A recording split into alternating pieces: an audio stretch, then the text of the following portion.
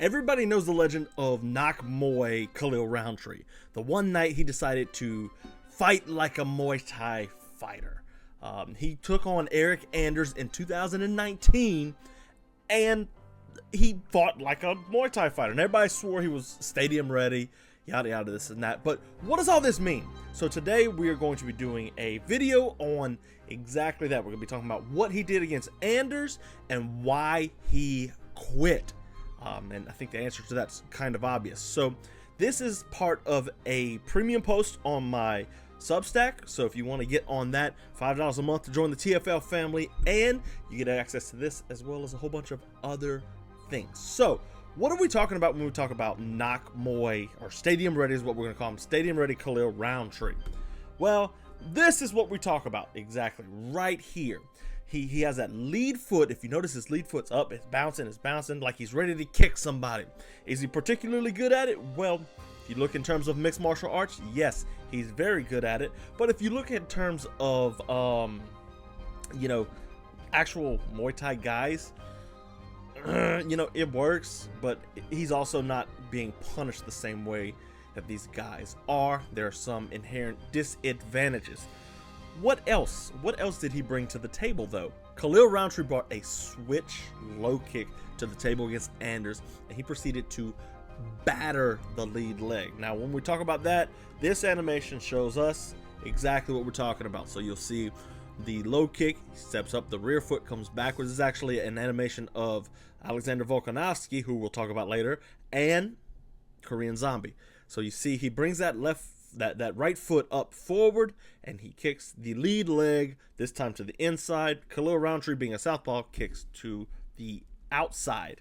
Now, this is a very common kick across all striking sports, especially ones that allow kick. Obviously, you don't see it in boxing. We don't do that in boxing. But here in MMA, it's become a thing, more common of a thing in recent years. I'm not going to say Khalil Rountree pioneered this. Obviously, that's not the case, but he used it in fights before this, and after this, he didn't use it quite as much. Again, we'll see why. But this is how he utilized it against Eryk Anders. So let's go back to our slideshow real quick. Eryk Anders here, you see that lead leg, he's bouncing it up and down. He goes up and down, like he's ready to listen to that horrible Thailand music.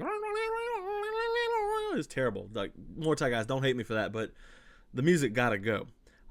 In the second frame to the right, you see his rear foot comes forward, and boom, the lead leg is hitting the inside of Eryk Anders' leg.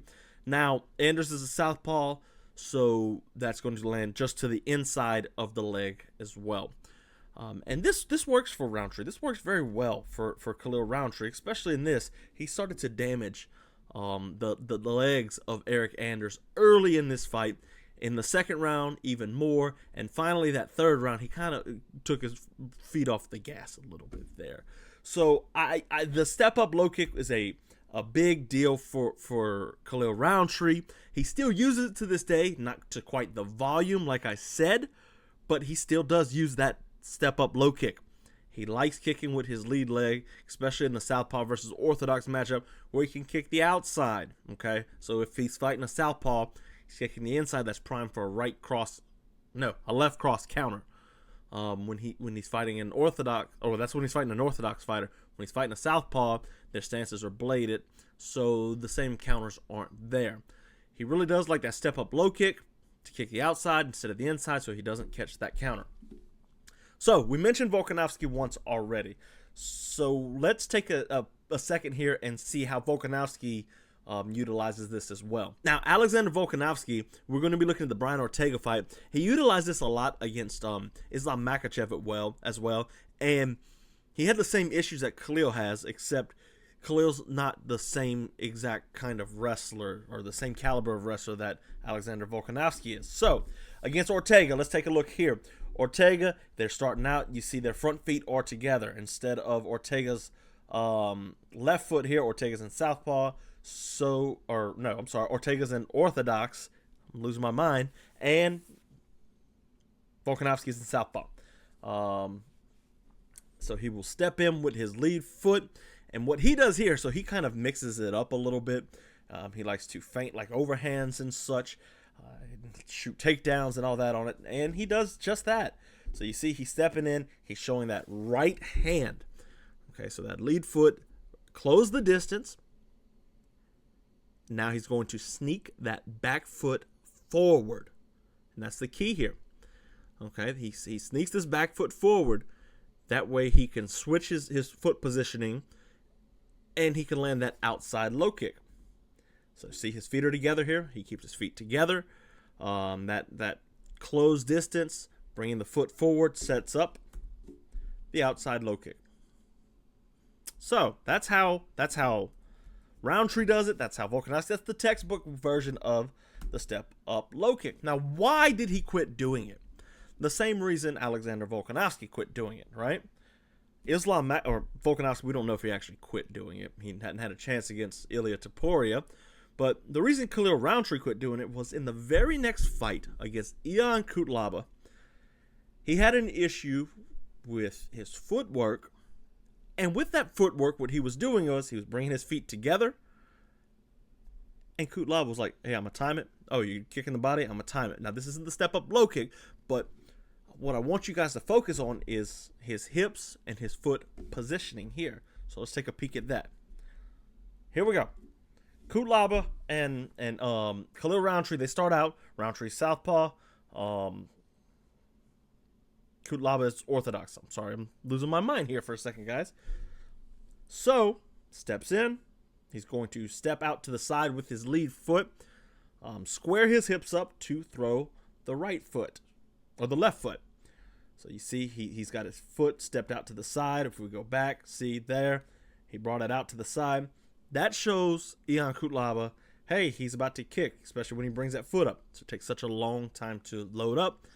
He throws the kick to the body. And that's very important here. Here's where Ion Cutelaba has his success. Throws it to the body. Ion Cutelaba exits out to the side away from the power kick into the leg that he posted on. And the reason Ion Cutelaba does this is because he wants to catch that kick. And he catches it here. You don't have a really good view of it here, but this is the moment where he catches the body kick. And you can see now you look on his hand, in his hands, he has the kick corralled, and he's going to get the trip and gets the takedown. Pretty basic stuff. The reason that Khalil Rountree had to give up on this, though, was because it became too predictable. Okay, so Miyamoto Musashi, obviously everybody's about, oh, whoa, he's talking about Miyamoto Musashi. Here we go. But, he has some decent things to say and some very good overall general principles. Okay, I'm not going to say, hey, if you read the Book of Five Rings, you're going to become the world's best fighter, because that's not how that works.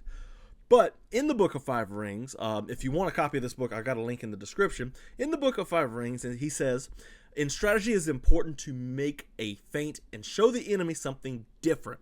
See, now that's where Khalil Rountree had a problem. He was showing the same thing. Ion Cutelaba knew, hey, I'm going to be kicked by this guy. I know he's kicking to my body in this fight. I'm going to grab it. Continuing, Musashi says, by this means you open up an opportunity to strike where he is unprepared.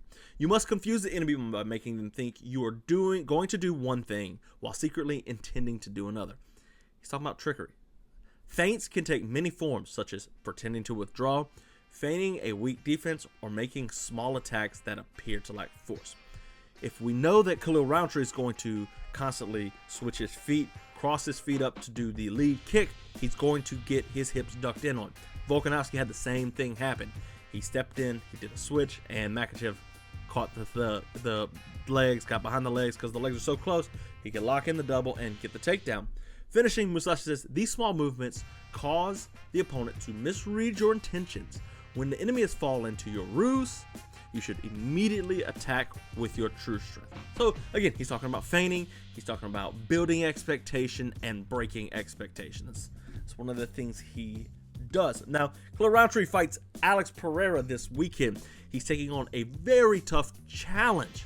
Pereira is nobody to sleep on. So if you want to understand a little bit more in depth of a film study on Alex Pereira, you can check that out here. If you want the full TFL breakdown of this Khalil Rountree and how his stadium-ready fight with Eryk Anders. Sign up. The link is in the description.